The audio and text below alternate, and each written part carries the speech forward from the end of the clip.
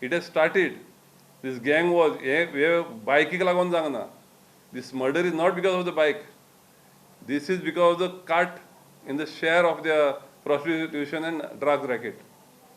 I can clearly say that because some days back I was going with a friend of mine, Nandan Kuchadkar, who you all will know. आम काढायला आनी चालले चेडवां थंय म्हणून हे सगळे भायले लोक. So you cannot walk that side. आमचे बायलो चेडवां वचत जाल्यार तांकां आपयता टुरिस्ट आहा पळय ते. Now this gang wars have started because all these people have come, different gangs have come operating on this with this prostitution. Goa is not the Goa that we had before. Gang wars have started. Murdery जावंक लागल्या. सकाळच्यो लोक आसतना येता तलवारी घेवन येयल्या. Security आहा थिंगा. सेक्युरिटीच्या फुड्यान हेणी तोपला तेका. सो कोणाची भिरांत ना. And this has happened only because the police have been silent spectators to what is happening.